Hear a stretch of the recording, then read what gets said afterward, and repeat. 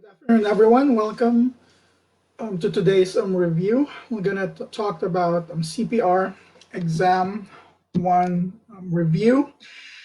So just to recap, so this is the heart. There are 4 chambers of the heart. We have the left atrium, we have the right atrium, you have the left ventricle, and then you have the right ventricle. You have the SVC connecting to the right atrium, you have the IVC connecting to the right atrium, and then you have the pulmonary artery that connects your right ventricle to the lungs, and then you have the pulmonary veins that connects your left atrium from the lungs, and then you have the aorta here that connects your left ventricle to the systemic circulation.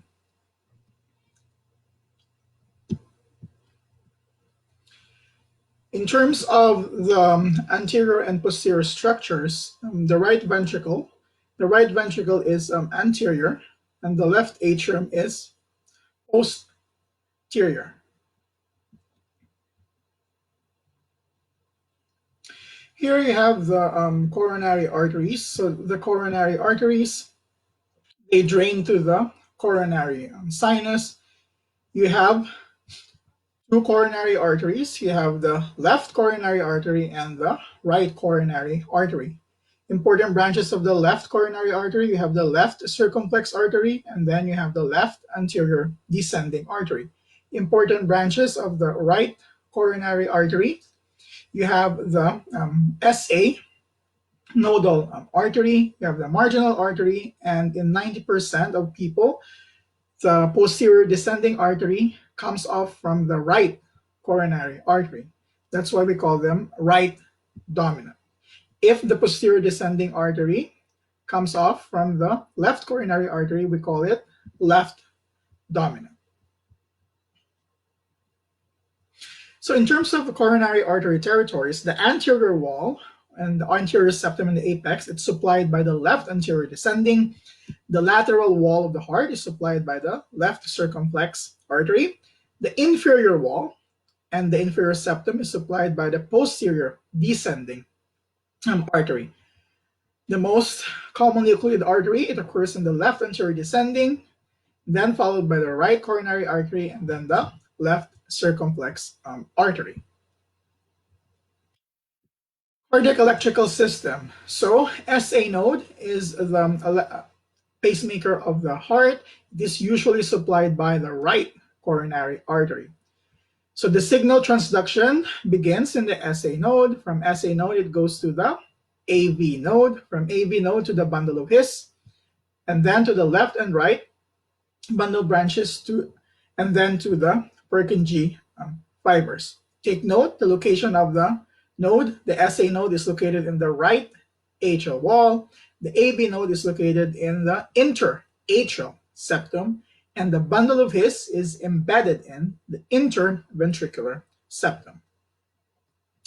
In terms of the heart volumes, when we say end diastolic volume, we're talking about the volume in the ventricles at the end of diastole, meaning the filling is completed and the contraction is just beginning. When we say end systolic volume, it means emptying has been completed and the relaxation begins. Always associate EDV with preload and ESV with afterload.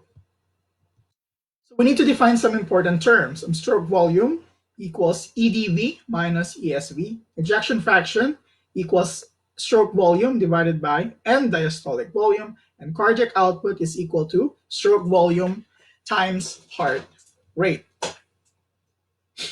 So venous return. When we're talking about venous return, it means the blood that's returning to the left ventricle. This should be equal to the cardiac output, and total peripheral resistance is the resistance to blood flow from peripheral structures. So for vasoconstriction, it increases the TPR. If we have vasodilation, it decreases the TPR. Blood pressure terms. Systolic blood pressure, this is largely determined by your stroke volume. The diastolic blood pressure, it is determined largely by your total peripheral resistance. For pulse pressure, systolic blood pressure minus diastolic blood pressure It is always proportional to your stroke volume. In terms of a mean arterial pressure, we can calculate the mean arterial pressure via the following formula. So diastolic blood pressure plus 1/3 of SBP, systolic blood pressure, minus diastolic blood pressure. So we have an example here. We have blood pressure of 120/80. In order to calculate the MAP, we need to have 80 plus 1/3 of 40. And then you have the answer 93.3 as your mean arterial pressure.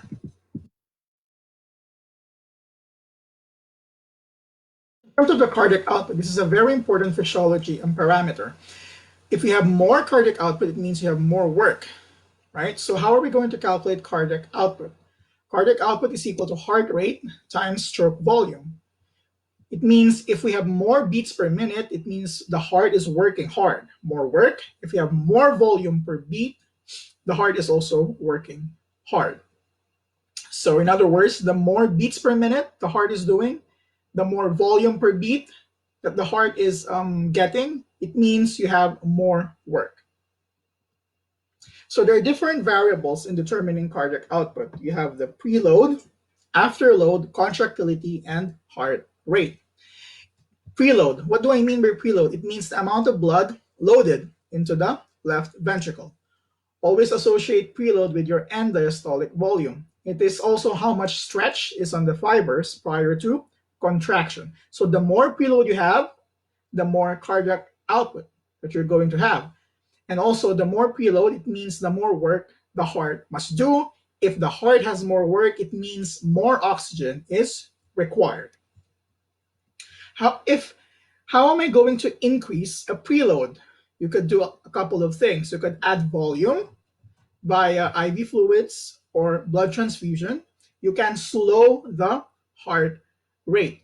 Slowing the heart rate will gonna increase the volume that's gonna be in the chambers of your heart, or you can constrict the veins. Remember, the veins, they hold large blood volume. So in response to blood loss, you have venous constriction. In response to sympathetic stimulation, you have venous constriction due to alpha-1 receptor activation in your veins. How am I going to decrease the preload? You could do three things. One, remove the volume, either by dehydration or bleeding. I can raise the heart rate, or I can pull the blood in the veins. This is the mechanism of action of your nitrates. You have venal dilation, you have a lower preload of the heart, therefore you have a less work for the heart. So important terms again for preload: left ventricular end diastolic volume. It means the volume of blood in the left ventricle when filled. Left ventricular end diastolic pressure is the pressure in the left ventricle when filled. Afterload is the forces resisting flow out of the left ventricle. You need to open the aortic valve in order for the blood to go into the aorta. This is harder to do if the blood pressure is high or the aortic valve is stiff, like in aortic stenosis, or something is in the way, like hypertrophic cardiomyopathy or some subaortic membrane, blocking the passage of blood from the left ventricle to the aorta. How am I going to increase the afterload? You could do a couple of things. Raise the mean blood pressure, or you obstruct the outflow of the left ventricle. Examples: aortic stenosis and hypertrophic cardiomyopathy. To decrease the afterload, you could lower the mean blood pressure, or you could treat the aortic valve disease like hypertrophic cardiomyopathy. Remember, if there's more afterload, it means the heart is gonna do more work, which means you need more oxygen required for the heart to pump efficiently. Next variable, contractility. Contractility means how hard the heart muscle squeezes. For example, ejection fraction is equal to your index of contractility. The major regulator is the sympathetic nervous system. Don't forget that the sympathetic nervous system also increases your heart rate. How am I going to increase contractility? A couple of ways: either sympathetic nervous system activity. So you have you increase the circulating catecholamines in the body. You have increased activation of your epinephrine and norepinephrine. You have an increased calcium release from the sarcoplasmic reticulum. Visual triggers due to stress and exercise. You could also do this via drugs. So you give dopamine, the butamine, epinephrine, and norepinephrine, or you could also give digoxin, which is used in heart failure, which inhibits the sodium potassium pump, thereby increasing the calcium influx in your myocytes. How am I going to decrease contractility? You could do that via giving drugs. For example, sympathetic system blocking drugs like your beta blockers, propranolol, atenolol, or you could also give calcium channel blockers, or verapamil, diltiazem, which means less calcium for muscle contraction.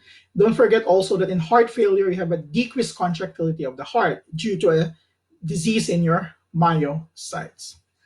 Heart rate. Heart rate mainly regulated by sympathetic nervous system. It is also increased by sympathomimetic drugs. An increase in heart rate will increase the cardiac output under physiologic conditions. And heart rate is also decreased by beta blockers and your calcium blockers. So in terms of the heart rate, so look at the graph on the abscissa, the x-axis, you have the heart rate. On the ordinate or the y-axis, you have stroke volume. As I increase the heart rate, I decrease the stroke volume because there's less filling time for the heart. If I increase the heart rate, I increase the cardiac output. Don't forget the formula for cardiac output. Cardiac output is equal to your stroke volume times your heart rate. So sympathetic nervous system, it increases heart rate and contractility, and the stroke volume rises with increase in heart rate. So if there's something wrong with the heart, there's a certain pathology of the heart. An increase in heart rate will going to decrease the cardiac output. A high heart rate with some kind of arrhythmias can lead to decrease in cardiac output. Work of the heart. The work of the heart basically means the oxygen demand of the heart. Remember, if the heart is starved for oxygen, there's going to be reduced oxygen demand, which leads to low output of the heart. Thereby, the heart needs to increase its work. What happens when we exercise? So when we exercise, there's going to be muscle hypoxia. The muscle hypoxia will result in vasodilation. The vasodilation will decrease the TPR, thereby decreasing the afterload and decreasing the diastolic blood pressure. This also will going to activate the sympathetic nervous system. The sympathetic nervous system has different actions. Let's focus on the peripheral vessels. In the peripheral vessels, the arterioles are going to constrict. The venous system will going to also constrict, which leads to increase in preload and increase in end diastolic volume. In the heart, the sympathetic activation will going to increase the heart rate, which leads to an increase in cardiac output and an increase in systolic blood pressure. The sympathetic activation of the heart will also increase the heart's contractility, which decreases the end systolic volume and increasing the ejection fraction. So in other words, what are the benefits of exercise as it relates to the circulatory system? It increases the ejection fraction, it increases the systolic blood pressure, it decreases the diastolic blood pressure, and it increases the preload and end diastolic volume, which increases the cardiac output. In terms of the flow equations, you have Ohm's law. This is for physics. For fluids, change in P is equal to Q times R. Cardiac output is equal to Q for the body. And remember, TPR is a total peripheral resistance. So change in P is equal to CO times total peripheral resistance. Change in pressure is equal to cardiac output times your TPR. So you have flow equations, velocity times area equals flow. So this is important in relation to your resistance and your compliance. Remember, resistance is the resistance to flow. And compliance means the distensibility of the vessels. If I have a stiff vessel, I have an increase in resistance and a decrease in compliance. If I have a stretchy vessel, I have an increase in compliance and a decrease in resistance. So, in other words, high resistance equals low compliance. Okay, don't forget that one. In terms of the pulse pressure, as I've said, it's systolic blood pressure minus diastolic blood pressure. The older patients, you have increase in pulse pressure. Also, hypertensive patients. It is also related to vessel compliance. Remember, decrease in compliance will gonna increase your pulse pressure. So the formula for compliance is equal to change in volume divided by a change in pressure. Don't forget, stiff vessel, you have a decreased compliance, thereby increasing the pulse and pressure. If I have a stretchy vessel, I have an increase in compliance and a decrease in pulse pressure. In terms of the pulse pressure, it varies with your vessel compliance. Remember, stiff vessels, you have a decrease in compliance. So total peripheral resistance, again, an increase in resistance, we're going to increase the pressure to maintain the flow. And an increase in pressure means you need to increase the cardiac work. Don't forget the formula, change in pressure equals cardiac output times total peripheral resistance. What is total peripheral resistance? It is resistance to flow, which means more work for the heart. So what resists forward flow out of the heart? It depends upon the types of vessels, and it depends upon the thickness of the blood. There are different types of vessels. The high yield point here is the arterioles, the highest point of resistance. So the arterioles are the resistance vessels. They are the major determinant of TPR. Vasoconstriction, don't forget, increases the TPR, and vasodilation decreases the TPR. Viscosity means the thickness of the blood. For example, low viscosity can be encountered in anemia, high viscosity in polycythemia, multiple myeloma, and spherocytosis. Poiseuille's law means a change in radius will gonna have a large change in resistance. Forget this formula, right? Change in P over Q, you have the viscosity times length divided by the radius raised to the fourth power. So a change in the radius, a change in the denominator, we're going to have a large change in the resistance. Human organs are arranged in parallel circuits. So it means resistance add up differently in series than in parallel. So it's like when you learn the circuits in physics. We have parallel and series. So for two resistances, what is the total R if they are arranged in parallel? So you can see here, the total is 1. But if they are arranged in series, the total resistance will going to be a lot. It will going to be 4. For the flow equation, it used to calculate resistance, the cardiac output, or the change in pressure. It is often applied to body and lungs. For both systems, Q is equal to cardiac output. MAP, mean arterial pressure. We talked about diastolic plus 1/3 of the systolic minus the diastolic pressure. This, for the physiological variables, please memorize the formulas. We talked about velocity and area. An increase in area will going to decrease in the velocity of the flow. So flow is equal to velocity times area. If you increase the surface area, you decrease the velocity. So let's look at the flow properties of your blood vessels. So in terms of area, the highest area are your capillaries, and the lowest are your large arteries. In terms of velocity, you have the large arteries. They have the highest flow because they have an increase in surface area, and then you have the lowest are in their capillaries. In terms of resistance, arterioles have the highest point of resistance. They're the major determinant of your total peripheral resistance. Law of Laplace. This is important in determining wall tension or wall stress. An increase in tension will going to increase the oxygen demand. It is commonly seen in ischemia and angina. So wall tension, afterload, increases pressure in the left ventricle. So this is due to hypertension or aortic stenosis. It will increase wall tension. So an increase in afterload will increase wall tension.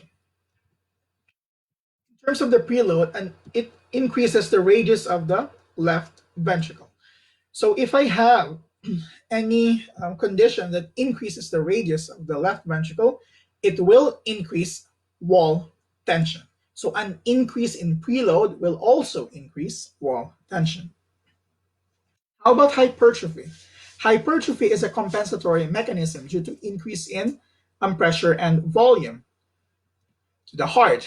Hypertrophy will try to decrease wall tension. How? The force is distributed evenly over more mass. This occurs with chronic pressure or volume overload. In terms of blood pressure is regulated by the nervous system. It is required for perfusion of tissues. So we have baroreceptors there are sensors via stretch to regulate your blood pressure. They respond to your autonomic nervous system. You know the parts of your autonomic nervous system, your sympathetic and your parasympathetic nervous system. You have different modifications here. We can modify it via heart rate, contractility, vasoconstriction, venous tone, or renin release.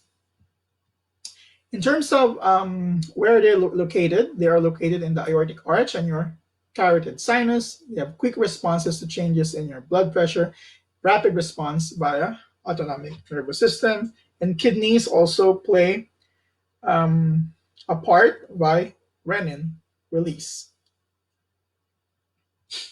So the aortic arch, they sense elevated blood pressure. You have poor sensing of low blood pressure. And carotid sinus is the most important baroreceptor. They sense both low and high blood pressure.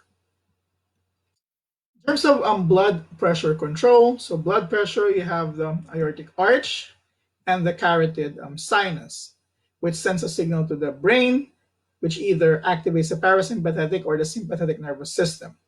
So it depends whether the sympathetic nervous system is stimulated or the parasympathetic nervous system is stimulated.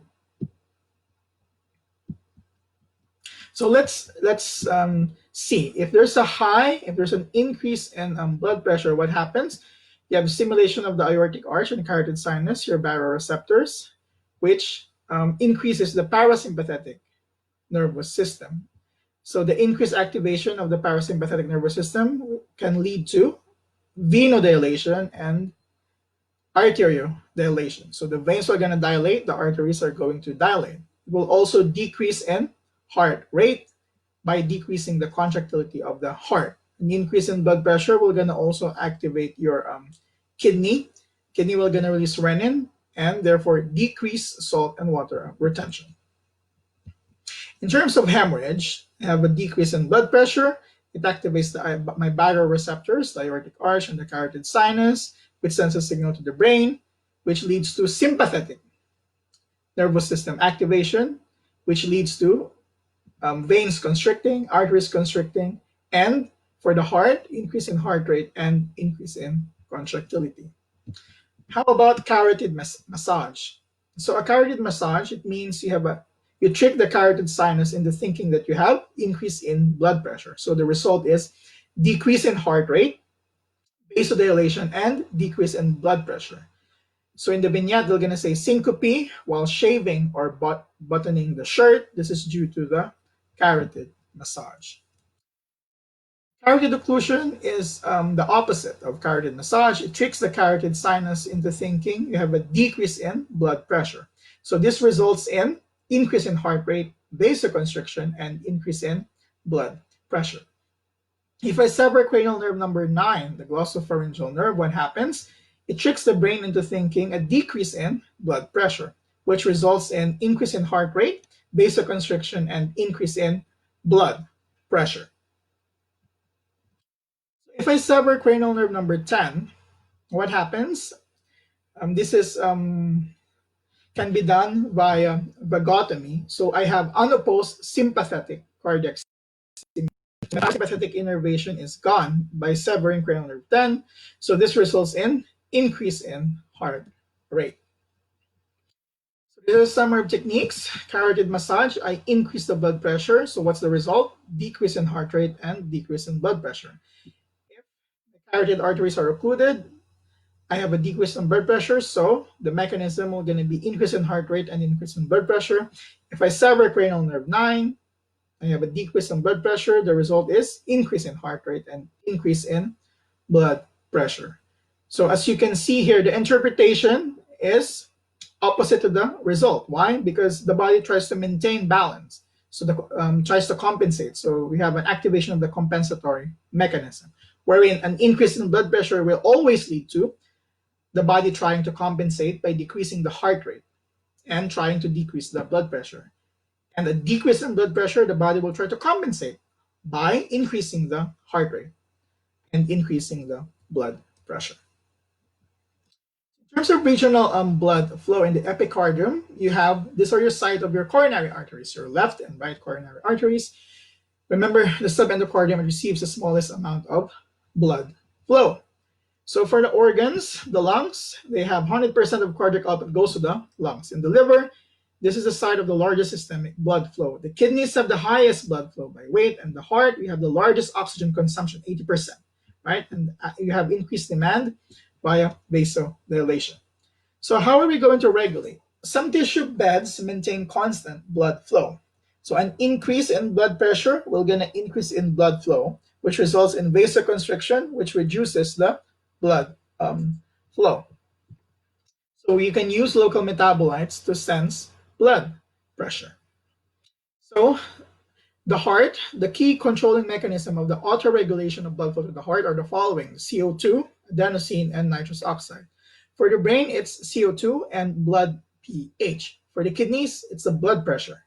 For the lungs, hypoxia. Hypoxia in the lungs causes vasoconstriction. That's very peculiar in the lungs. In other parts, in other organs of the body, hypoxia causes vasodilation. Skeletal muscle, the controlling variables are the lactate, adenosine, and potassium. In the skin, you have sympathetic stimulation. So the kidney, the brain, and the heart, they have an excellent autoregulation systems. However, the skin has a poor autoregulatory capacity. Let's look at the PV loop. On the right-hand side, the abscissa, you have the left ventricular volume. The ordinate, the y-axis, you have the left ventricular pressure. So let's look at the points here. So here, M, S1, mitral valve closing. This is your beginning of your cardiac cycle. S1, this is your lub sound. From M to A here, this is your isovolumetric contraction.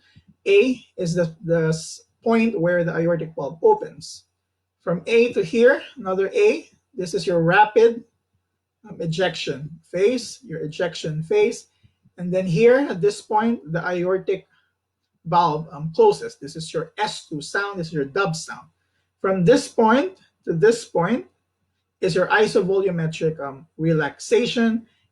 The M portion here means the mitral valve are opening. So from M, mitral valve opening to mitral valve closing, this is your filling phase. So the point where the mitral valve closes and the aortic valve closes, this is your systole. And from the point where the aortic valve closes and the mitral valve opening, before that is your diastole. Systole is contraction, diastole is relaxation. So preload is here. This is your end diastolic volume. The afterload is here, end systolic volume. The difference between them, EDV minus ESV, is your stroke volume. So different parameters in your PV loop, you can change the preload, afterload, contractility, and compliance. So if I increase the preload, what happens? I increase the end diastolic volume, I increase the stroke volume, and I increase the ejection fraction. So from blue to the red ones. What if I decrease the preload? So from blue to red, I decrease the end diastolic volume, I decrease the stroke volume, and I decrease the ejection fraction. How about afterload? If I increase afterload, what happens? So from blue to red. Increase in afterload will increase the end systolic volume, decrease the stroke volume, and decrease the ejection fraction.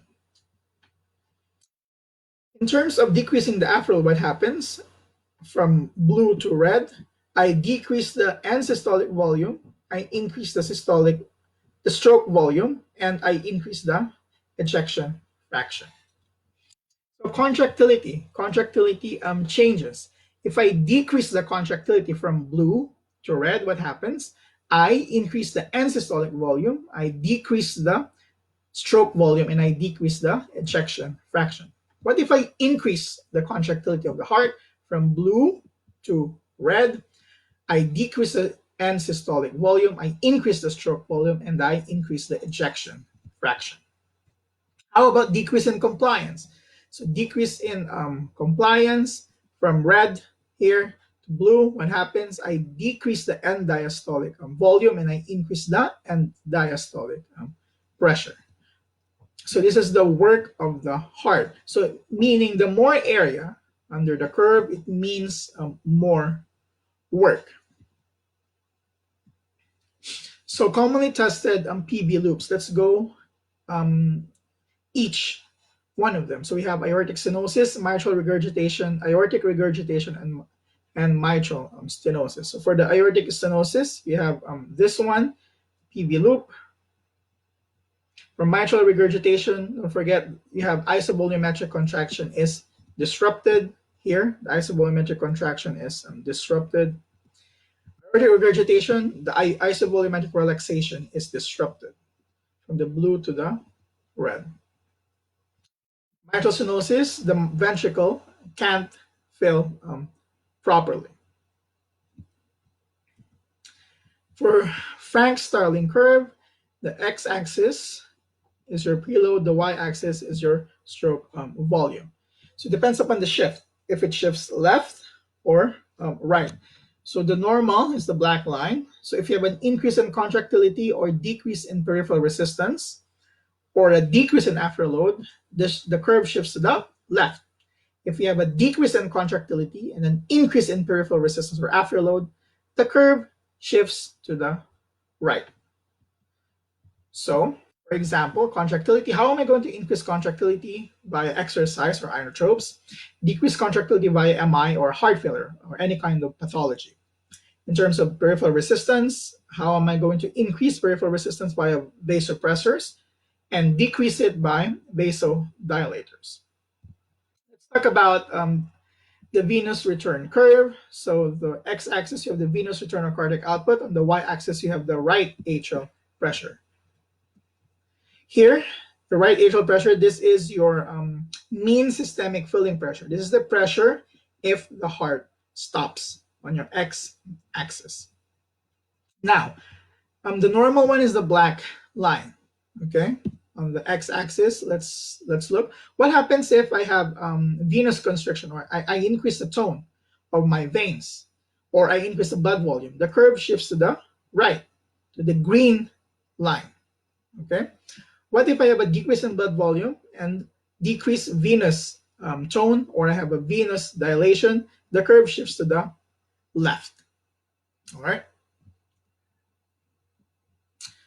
So here, you have a change in slope of the venous return curve. The normal is always the black line.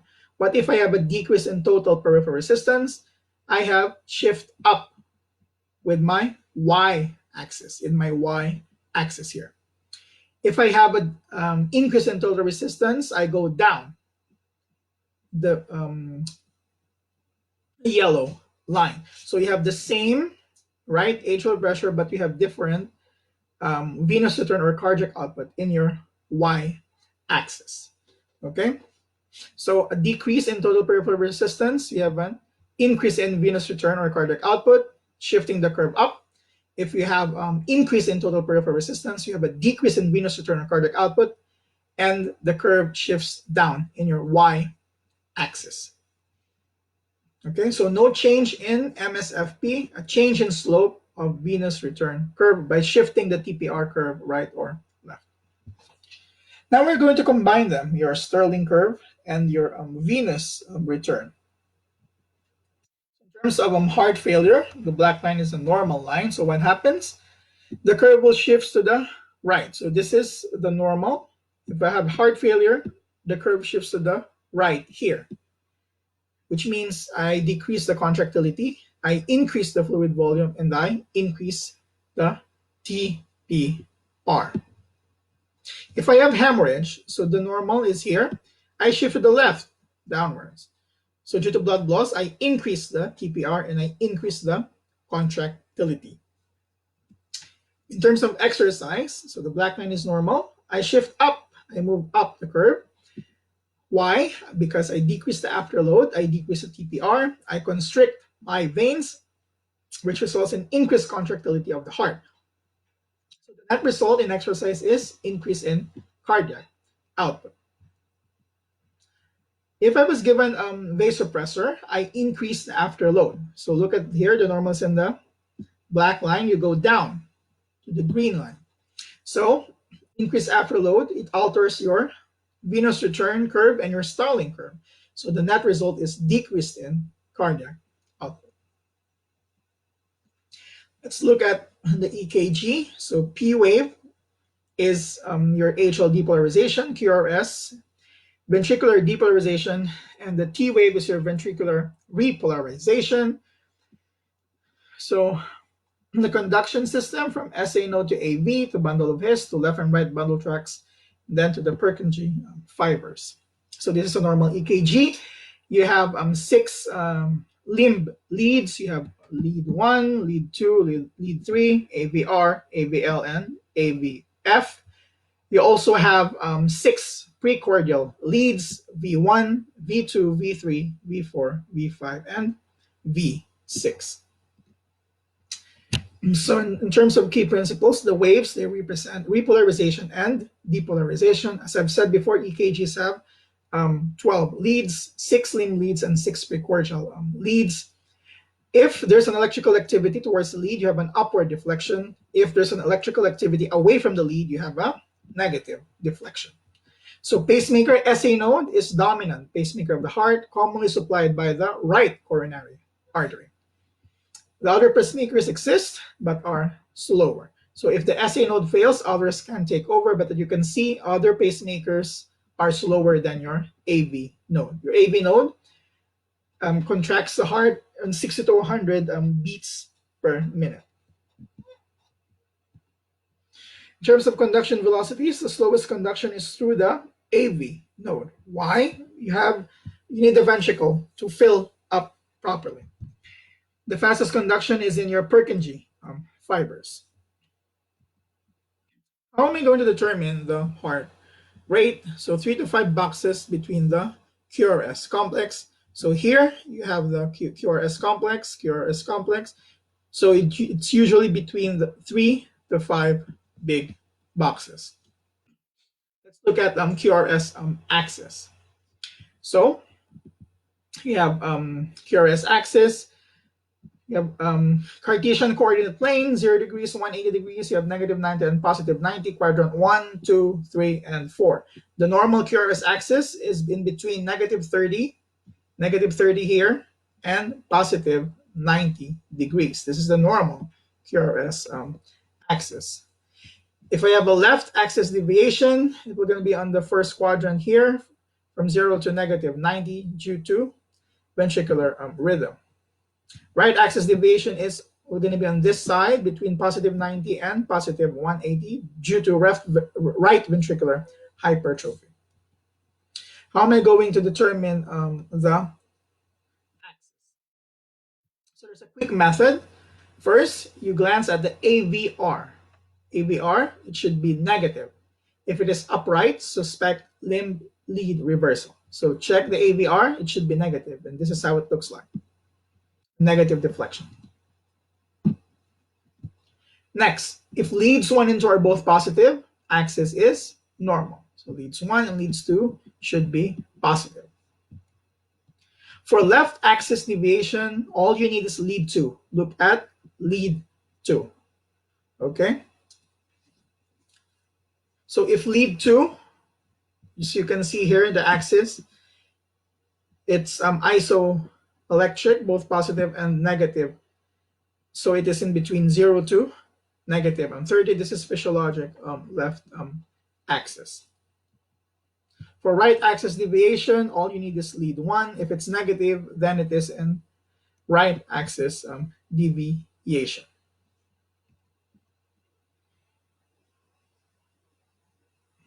So look at AVR, make sure it's negative. Look at lead 1 and lead 2. If both positive, the axis is normal. If 2 is negative, then it's left axis deviation. If 1 is negative, then it's a right axis deviation. So look at lead 1, lead 2. AVR is negative. It should always be negative. So if both of them are positive, then it is normal. If lead 2 is negative, then it is left axis deviation. Lead 1 is positive, lead 2 is negative. For right axis deviation, lead 1 is negative and lead 2 is positive. In terms of PR interval, the normal PR interval is 120 to 200. If there's a prolonged PR, it can be due to primary AV block, or it can either be due to Wolff-Parkinson-White. The normal QRS is usually less than 120 milliseconds. This is an example of a right bundle branch block and a left bundle branch block. QT interval, normal QT. Always associate short QT with hypercalcemia. If there's a prolonged QT, it is due to hypocalcemia or drugs, or a long QT syndrome. Let's talk about the myocyte action potential. So we have 4 phases: phase 0, phase 1, phase 2, phase 3, and phase 4. Phase 0 is due to sodium influx. Phase 1 is just a potassium efflux outside the cell.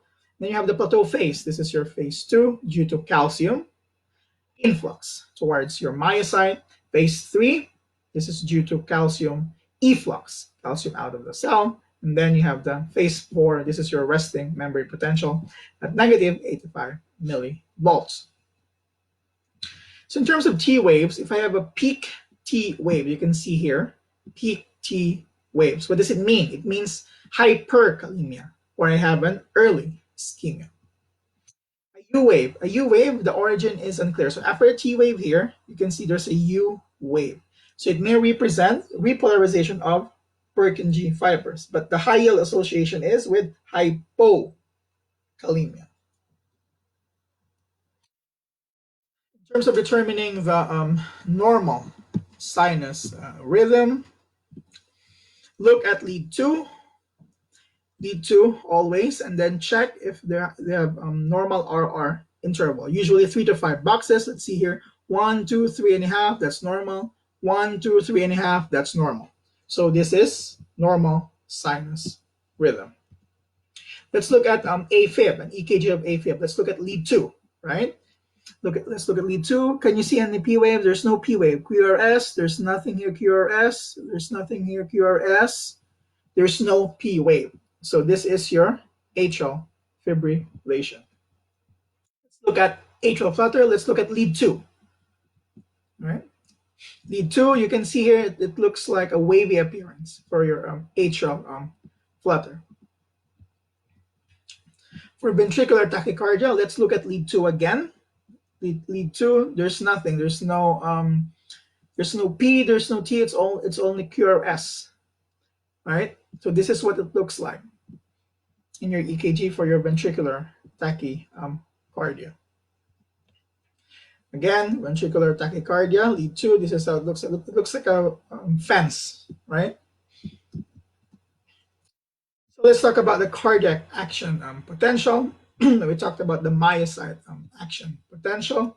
Phase 4 is your resting potential. This is due to sodium and calcium channels are closing, so you only have the inward rectifier channels. Phase 0, this is due to fast sodium channels. Phase 1, K channels opening. Phase 2, phase 2 is your plateau phase, calcium influx towards the cell. We talked about phase 3, this is due to persistent outflow of potassium. In terms of skeletal muscle, contrast your myocyte action potential with your skeletal muscle action potential. There are no plateau phase in your skeletal muscle. There's no phase 2, no gap junctions, and each cell has its own neuromuscular junction. In terms of, we have a refractory period. Refractory period determines how fast the myocyte can conduct. We can increase or decrease the refractory period by giving antiarrhythmic drugs. So your myocyte action potential is different from your pacemaker action potential. As you can see here, in the pacemaker action potential, you only have 3 phases. Phase 4, 0, 3. There's no phase 1. There is no phase 2. And remember, phase 0 in your myocyte action potential is due to sodium influx. Here, it is due to calcium influx.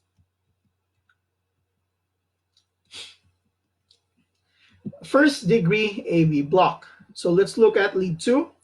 First degree AV block, you have a prolonged PR interval. This is usually in the AV node due to giving beta blockers, calcium channel blockers, or in well-trained athletes. So for first degree AV block, there's a prolonged PR interval. So let's see here. So this is the P wave. There's a prolonged PR. This is the QRS complex, and this is the T wave. So here, it's too long. The normal is less than 200 milliseconds. It's 1, 2, 3, 4, 6 small squares. That's too much. For a second degree AV block, your Mobitz 1 or your Wenckebach, it is usually due to AV node. So we have progressive PR prolongation until a beat is dropped, right? So our intervals are not regular. We have progressive PR prolongation. So we have it here, P, RST, P, prolonged here. And then you have P prolonged here. Then another prolongation here. So a progressive PR prolongation. So in terms of the Mobitz 1, Wenckebach, as I've said, a progressive PR prolongation. Contrast this one with your Mobitz type 2, which is usually seen in your His Purkinje system, usually seen with bundle branch block. It is usually symptomatic. So you have dizziness and your syncope. So for third degree heart block, usually in the His Purkinje system, there's no association between contraction, right? You have a regular RR interval, which includes your Wenckebach. Third degree heart block, there's no association between atrial contraction and ventricular contraction. There's another one. So this is high yield, first degree heart block. The common site is AV node, Mobitz type 1. Common site is AV node type 2. And third degree, the complete heart block, is your His Purkinje system. Heart murmurs. Heart murmurs caused by turbulent blood flow. The normal blood flow is laminar flow, which is quieter flow. Turbulent flow is loud due to high flow rates or narrow flow areas. So murmurs, the location of the murmurs here. On the right side, you have aortic stenosis. On the left side, upper sternal border, you have pulmonic murmurs or a patent ductus arteriosus. Left sternal border, aortic regurgitation. Left lower sternal border, you have the tricuspid murmurs. And for the apex, you have the mitral murmurs. In terms of location, it can either be the point of maximal impulse, the apical impulse here. This is the apex of the heart, which can be found in the left fifth intercostal space, mid-clavicular line. If there's a shift in the apex, a lateral shift, if it goes from the left side to this side here laterally, It means you have an enlarged heart. Systolic murmurs and diastolic murmurs. The difference: systolic murmurs occurs in systole, diastolic murmurs occur in diastole. Let's talk about them one by one. Aortic stenosis, memorize systolic crescendo, decrescendo murmur. It is you have pulsus parvus et tardus. You have a weak and small carotid pulses. You have a delayed carotid upstrut. So for aortic stenosis, systolic crescendo, decrescendo murmur. For aortic regurgitation, you have decrescendo blowing diastolic murmur. Mitral regurgitation is hollow systolic murmur heard at the apex. A hollow systolic murmur heard at the apex. For mitral stenosis, you have an opening snap. Yeah, you have an opening snap here before the diastolic rumbling murmur. Tricuspid pulmonic disease. This is due to valve lesion sound like left-sided counterparts. You have heard in different locations, but they are not usually testable in exams. PDA, patent ductus arteriosus, is continuous machine-like murmur, commonly due to maternal rubella infection.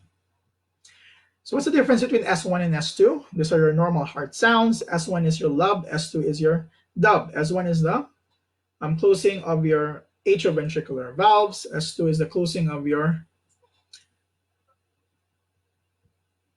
aortic valve and your pulmonic valve. Semilunar valves.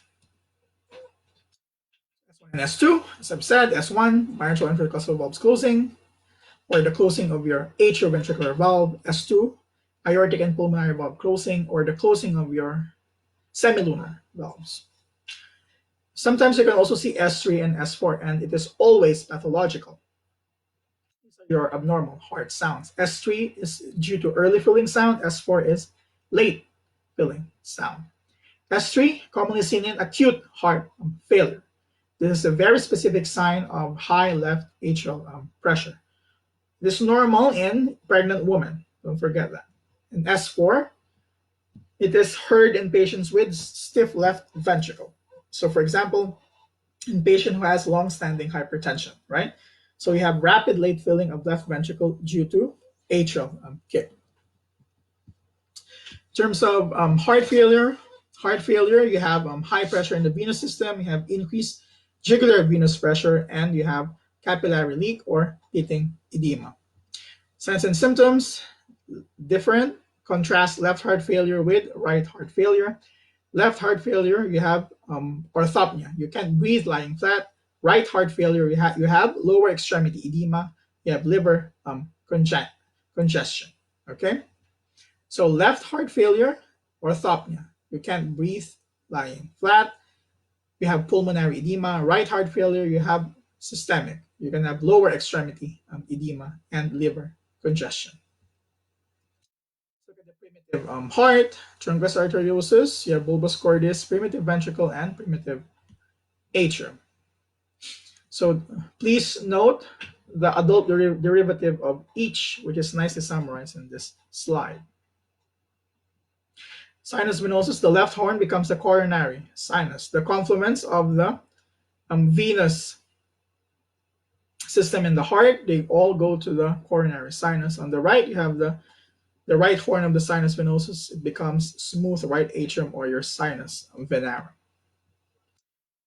So we talk about the cardinal veins, SVC and IVC. SVC is in the left atrium. Okay, SVC comes from your common cardinal vein and anterior cardinal vein, while the IVC, the inferior vena cava, comes from your posterior veins. So this is a picture of the adult heart, primitive heart. You can see here the dextro looping, right?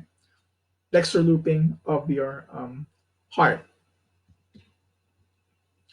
So you have cardiac looping. The heart tube loops at about 4 weeks. Why? It establishes left and right orientation in the chest. Sometimes if you have Cartagena syndrome or primary ciliary dyskinesia, you can have dextrocardia, which means the heart is on the right side of the body. Look at this x-ray. Instead of the apex to be here on the left side, it's on the right side.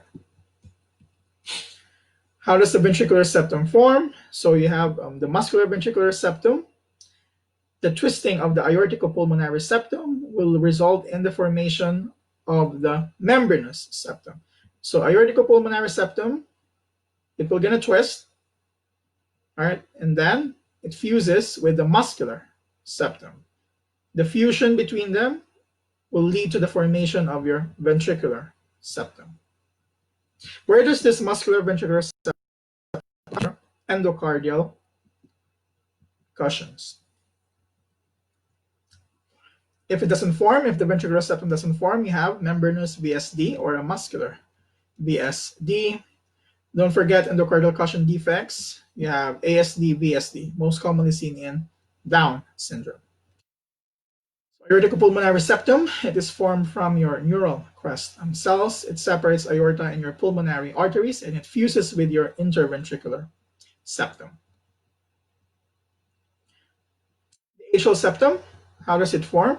So you have the endocardial cushions and your septum primum. The septum primum tries to meet the endocardial cushions. This leads to formation of your foramen primum. As it goes down, another foramen forms, your foramen secundum. So the point here is the septum primum tries to connect with the endocardial cushions. And in the process, it forms two foramens, foramen primum and foramen secundum. Then the septum primum fuses with the endocardial cushions. You have obliteration of the foramen primum, the foramen secundum stays open. Then another septum forms, the septum secundum grows, okay?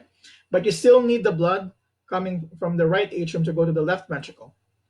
To the left atrium, right? To go to the systemic circulation in utero. So you have the foramen ovale, it remains open up until the time of birth. What if I have a patent foramen ovale? What if this shunt doesn't close? So it means the septum primum or secundum, it fails to fuse. You have failure of foramen ovale to close after birth. So it usually closes at birth. Why? But you have a decrease in pulmonary resistance. When you have a decrease in pulmonary resistance, more blood is going to the left atrium. Also, the left atrial pressure is greater than the right atrial pressure. So the increase in the left atrial pressure and the decrease in pulmonary resistance allows the foramen ovale to close. Also, you're going to learn later that prostaglandins have an important function in closing the foramen ovale. At birth, you have a decrease in prostaglandins due to the loss of placenta, which causes the ductus arteriosus to close.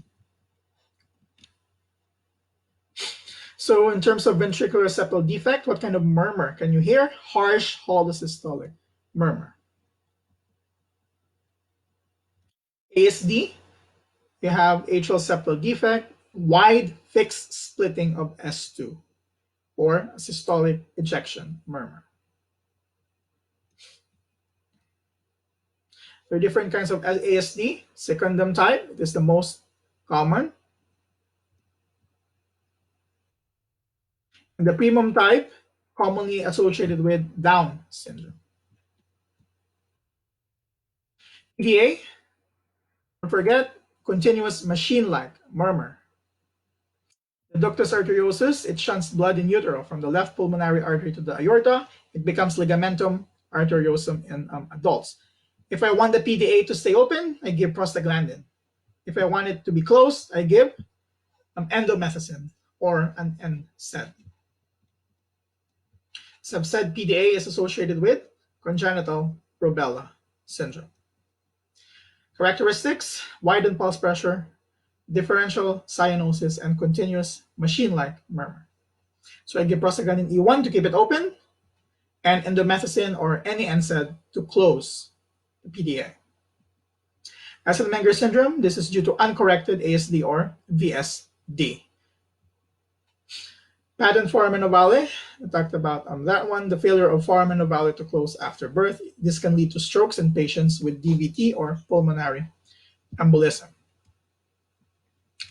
Tetralogy of Fallot, 4 abnormalities, a combination of them. You have VSD, overriding aorta, subpulmonary stenosis, and right ventricular hypertrophy. What is pathognomonic for tetralogy of Fallot? You have pulmonary stenosis.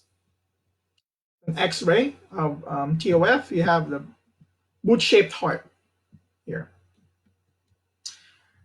Sometimes the kid can squat. Why? To increase the afterload, thereby increasing the TPR. So the pressure rises in the aorta, left ventricle, leading to less blood shunted in the right ventricle to the left ventricle, so more blood to the lungs, thereby reversing the shunt.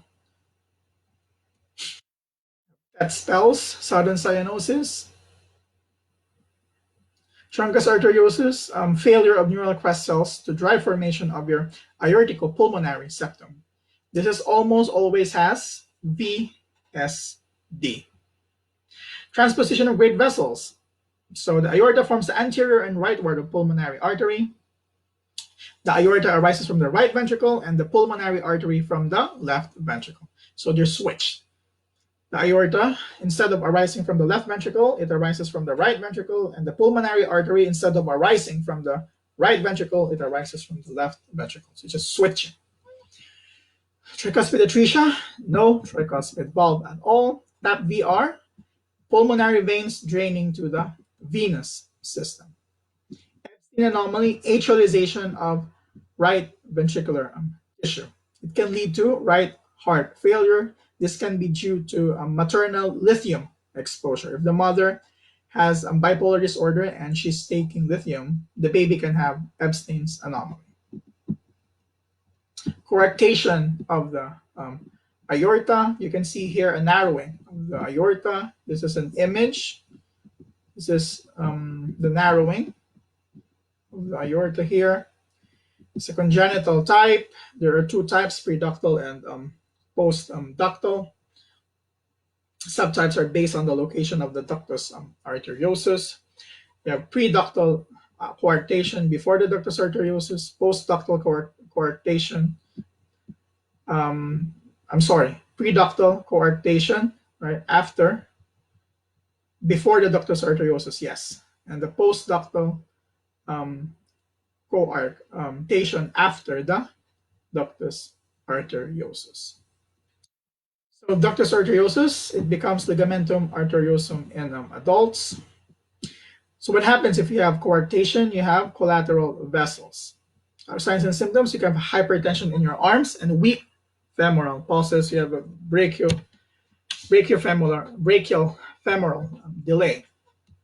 So in an X-ray, you can have rib notching seen on X-ray due to collateral vessel formation. Complications, it can lead to heart failure, aortic rupture, or endocarditis. Let's talk about the heart valves. Stenosis means stiffening or thickening of valve leaflets. Regurgitation is leakage of blood flow across the valve. Aortic stenosis, you increase the afterload. See here, normal, and the EV loop. What happens? So you have an increase in left ventricular end diastolic pressure due to increase in afterload. Left ventricular pressure is greater than the aortic pressure. Here. So you have syncope, angina, and left heart failure. In terms of mitral stenosis, you have a decrease in preload. Left atrial pressure is greater than left ventricular diastolic pressure. Tricuspid stenosis, murmur at left lower sternal border caused by rheumatic fever. Pulmonic stenosis, congenital defect in children. It is due to the carcinoid heart disease. You have stenosis of the pulmonary artery. And then you have regurgitant lesions, aortic regurgitation, increased preload, and stroke volume. So you have a blow-in diastolic murmur. Clinical features, wide pulse pressure. You have water hammer pulses, head bobbing for your aortic regurgitation. Mitral regurg, increased preload or increase in stroke volume. So you have a systolic click, right? Mitral regurgitation, systolic click. Primary cause is by MVP, mitral valve prolapse.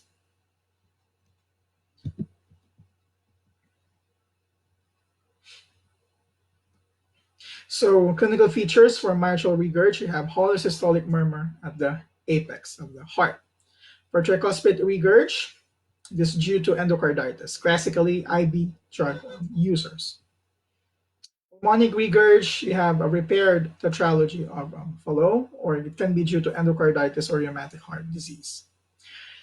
Now let's go to shock. In terms of shock, different kinds of shock: cardiogenic, hypovolemic, distributive, and obstructive. Know the differences between each of them. How I'm going to measure the left atrial pressure by doing Swan's-Ganz catheter. It measures PCWP, which approximates the left atrial pressure. Quick equation. So Swan's-Ganz catheter, Swan-Ganz, it gives cardiac output. It also gives systemic vascular resistance. Look at the different kinds of shock. It's high yield, cardiogenic, low cardiac output, high cardiac pressures. Hypovolemic, low cardiac output, low cardiac pressures, commonly seen in hemorrhage or high fever, poor fluid intake, dehydration. Distributive shock due to sepsis, most common. The hallmark is low systemic vascular resistance. So this is a good table. Memorize this one. So cardiogenic, hypovolemic, and distributive. How am I going to differentiate them? The distributive is the only one that has a decrease in systemic vascular resistance. In both cardiogenic and hypovolemic, you have an increase in systemic vascular resistance. But in distributive, due to sepsis, you only have decrease in systemic vascular resistance. Pericardium, different layers: fibrous and serous. Serous, 2 layers, parietal and visceral, innervated by the phrenic nerve. Let's focus on high-yield diseases: pericarditis, tamponade, and constrictive pericarditis. Pericarditis is inflammation of the pericardium. May be immune-related. You can have chest pain, fever, leukocytosis, and elevated ESR, erythrocyte sedimentation rate. You have diffuse ST segment elevation in EKG, or you have a PR, depression. Tamponade, cardiac tamponade, is high pericardial pressure due to accumulation of pericardial fluid. So this is, you can see, cardiac tamponade. You can see fluid here. It encapsulates the heart. You can also see water bottle sign. The heart looks like a water bottle. Features: dyspnea, elevated jugular venous pressure, distant heart sound. We call this one the Beck's triad. Don't forget, Beck's triad for cardiac tamponade: distant heart sounds, elevated JVP, and hypotension. Why is this deadly? You have low cardiac output. In terms of EKG patterns, you can have sinus tachycardia. Let's look at the venous pressure. Venous pressure, different parts. You can have A, C, and V in terms of tamponade. You have a prominent X descent and a blunted Y descent. So let's talk about platelet plug formation, primary hemostasis. You have an injury, endothelial damage, transient vasoconstriction via neural stimulation reflex and endothelin released by your damaged cell.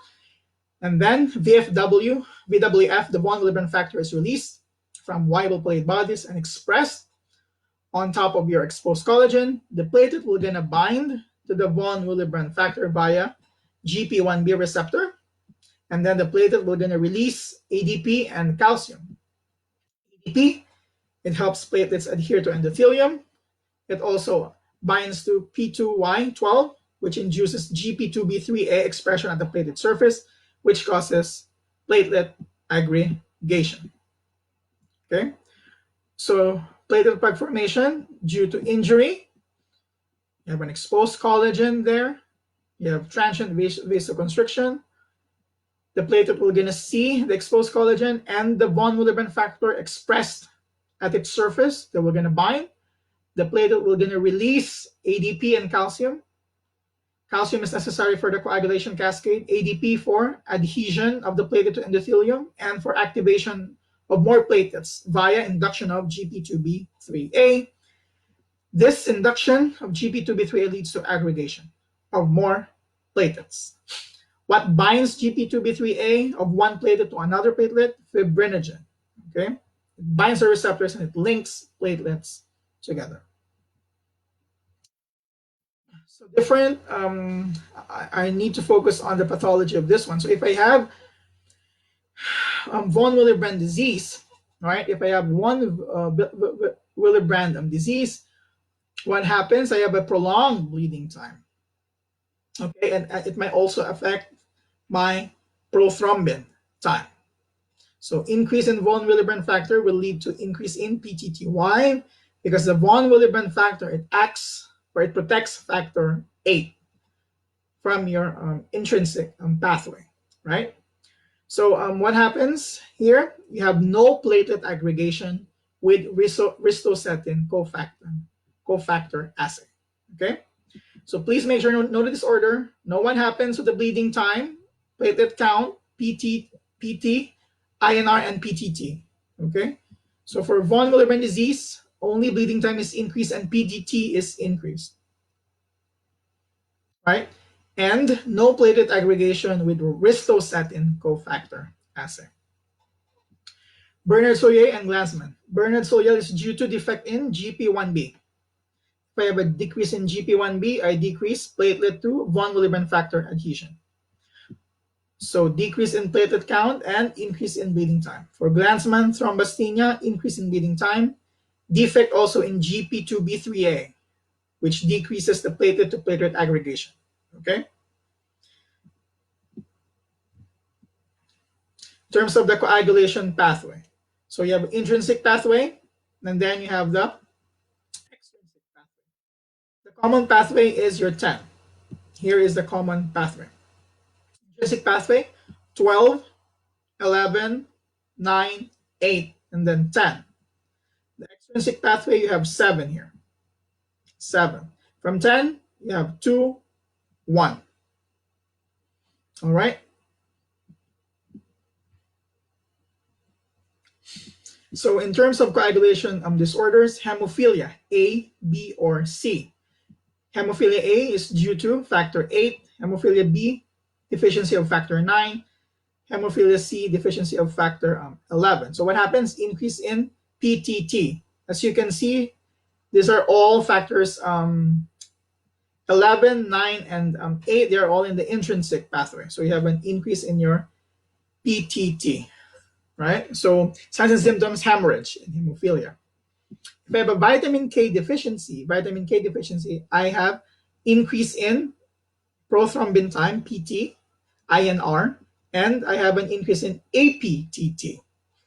Why? Because remember, vitamin K is necessary for the activity of factors 2, 7, 9, 10, protein C and protein S. So both the intrinsic pathway and the extrinsic pathway are affected.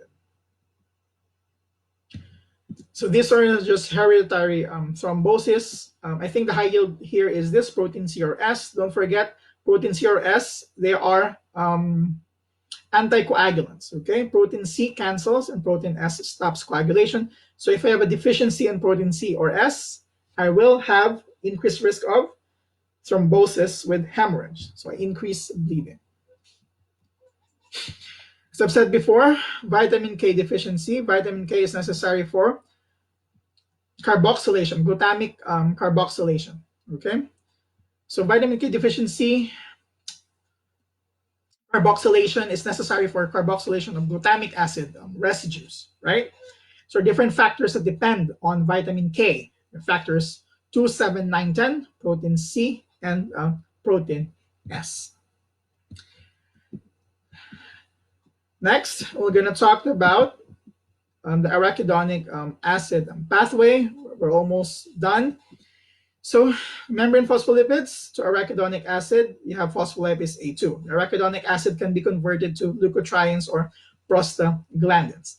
Prostaglandins via COX-1 and COX-2 to leukotrienes via 5-lipoxygenase. Remember prostaglandins and thromboxane. Prostaglandins, they increase the uterine tone, so they decrease platelet aggregation, and thromboxane, they increase platelet aggregation. And your leukotrienes usually can be due to neutrophil chemotaxis and an increase in bronchial tone. So from membrane phospholipids to arachidonic acid, you have phospholipase A2. If I block this enzyme by glucocorticoids, I can no longer have leukotrienes and prostaglandins. This is necessary for anti-inflammatory. If I want something that decreases inflammation, I'm going to give glucocorticoids. The arachidonic acid can be synthesized to prostaglandins via COX-1 and COX-2. If I give NSAIDs, for example, aspirin, which is an irreversible NSAID, I block this pathway. So I can no longer have prostaglandins, prostacyclins, and thromboxanes. So the production, we're going to shift. Instead of producing these three, we're going to shift from producing leukotrienes. If I block 5-lipoxygenase, which converts arachidonic acid to leukotrienes, example, xylitol, I no longer produce leukotrienes. And all of the arachidonic acid will gonna become prostaglandins, prostacyclins, and thromboxanes. Okay, please memorize this pathway. Don't worry about the drugs. You're gonna learn this in term 4. So, how does the cardinal signs of inflammation occur? So you have redness, you have swelling, you have tenderness, you have pain, and then you have loss of function. Or in Latin, rubor, tumor, calor, dolor, functio laesa.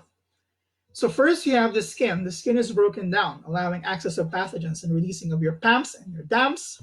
And then the mast cells will going to detect these PAMPs and DAMPs, and they release the mediators of inflammation. So the mediators of inflammation, they cause the blood vessel to open the area, allowing access to your phagocytes. The phagocytes will going to attempt to neutralize the pathogens and clean up any damage. And then afterwards, after it has been cleaned, the platelets also enter the area. Why? To begin the repair of the area that's damaged. And then the influx of blood and fluid, it causes the swelling, the pain, and the heat associated with your inflammation.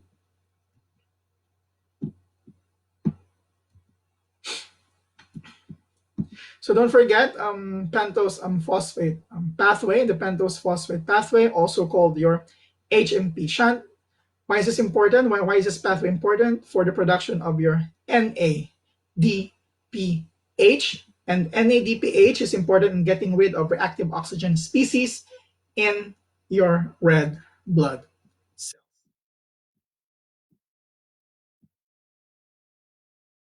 So if I have glucose 6-phosphate dehydrogenase deficiency, meaning I can no longer have NADPH. If I have a decrease in NADPH, I have a decrease in glutathione, reduced glutathione in the body. If I have a reduced glutathione in the body, I can no longer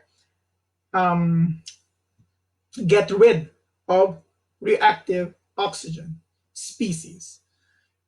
Okay, so G6PD deficiency, you have a decrease in NADPH, you have a decrease in glutathione, reduced glutathione, thereby you have increased oxidative damage to your red blood cells. You can see Heinz bodies in your RBCs. You can also see bite cells, right? Bite cells, they are a result from phagocytic removal of your Heinz bodies.